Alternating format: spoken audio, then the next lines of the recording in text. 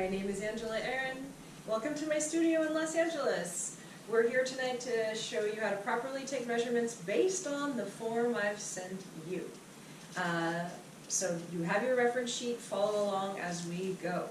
First, you see all of the basic staples of like height, weight, shirt, bra, pants, suit, dress, shoe, all of that. You don't need a formal measurement for that. You probably got that. All right, let's start. This is my assistant, Nicole.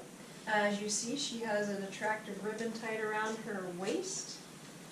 And this is to mark her natural waist. The natural waist, you guys, is a little higher than most people think.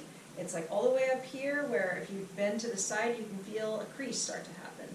That's the natural waist. Tie the ribbon there so that we know that all the measurements you take have a baseline. All right. Also, it's possible for you to use inches or centimeters, whatever works best for you based on whatever tape measure you have. We can convert them, but we prefer centimeters. All right, here we go. The first measurements that we're going to show you how to take are the head measurements, like for hats or headpieces. The head circumference is just like this around the head.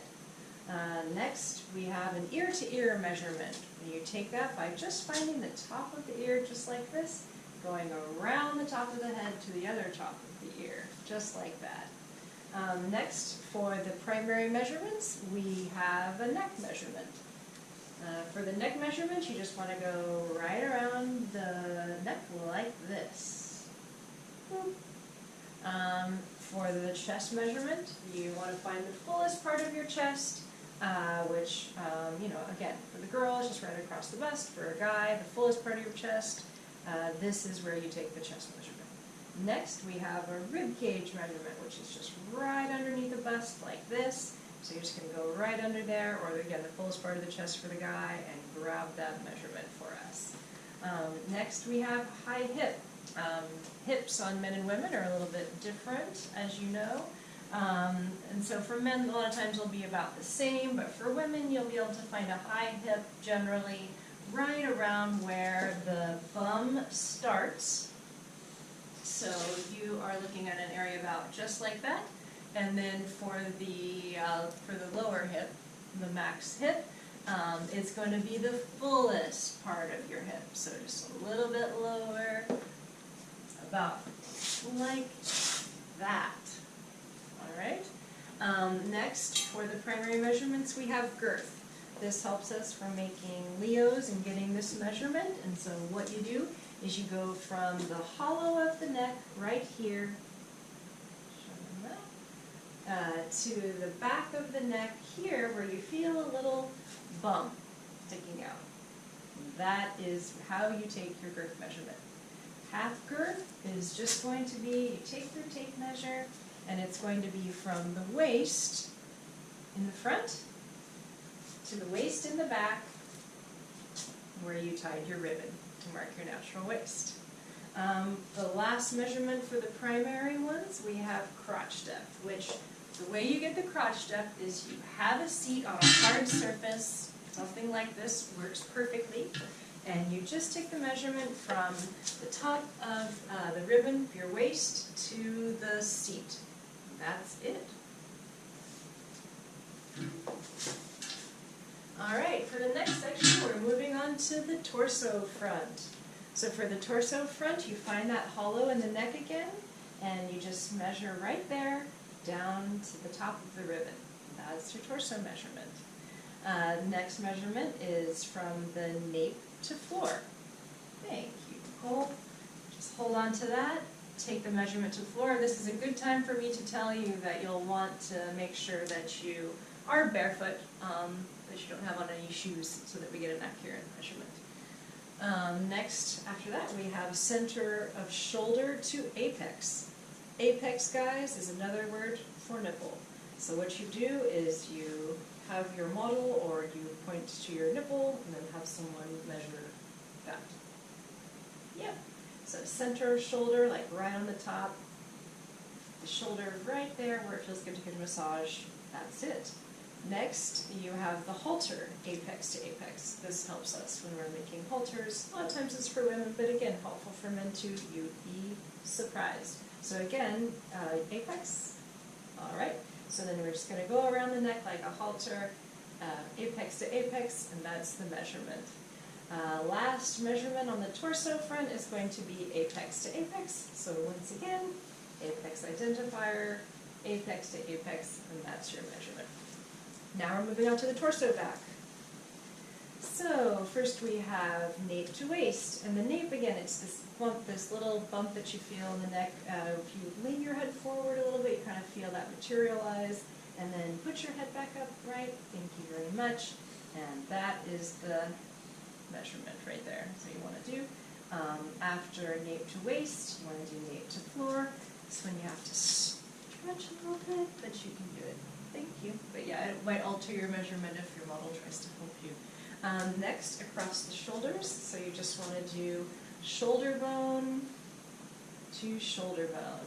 Just right across the shoulders, like that. And that's your shoulder measurement. Next is the shoulder seam, which, if you're wearing a t-shirt, a lot of times like this one is a little small on her, but that's basically the measurement like from the base of the neck to where a seam would be for you, right about there. And that's the shoulder seam measurement. Lastly, with the torso back, we have the underarm to waist measurement. So you just put that there, and then she relaxes her arm, because it does change the measurement, and get the measurement right there to the ribbon. All right, moving right along, we have the arm measurements. The first one is the center back to shoulder.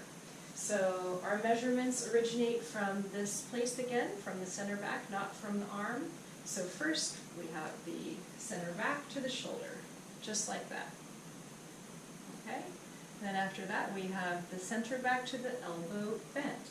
So you slightly bend your arm, perfect, just about like that, and that is your center back to elbow measurement. And then center back to wrist, which you can just sort of hold on here, and then hold on here, and this is to your wrist. Just sort of like where you have these creases, your hands start to form, like where a cuff of a shirt would be. All right?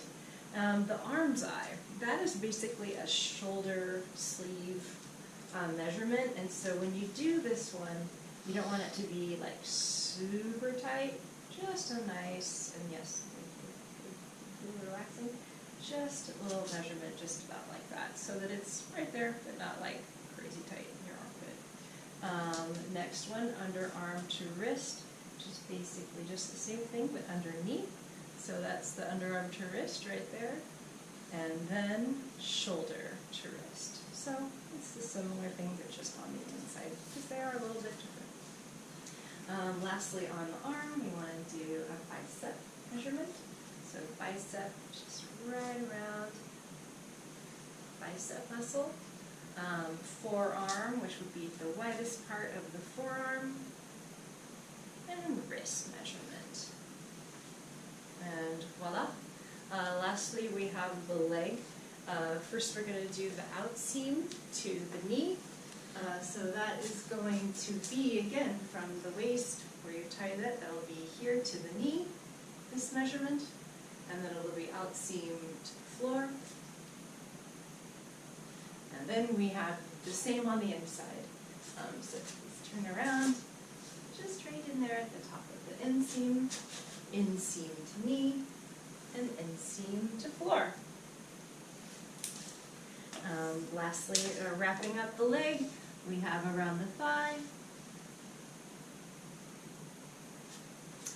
we have around the calf, widest part of the calf, it's about here, should be about here, and then around the ankle. All right, we did it, we made it through. Thank you very much for taking the time to do your measurements correctly. It helps us help you so much. Looking forward to seeing you and making beautiful costumes for you. Bye!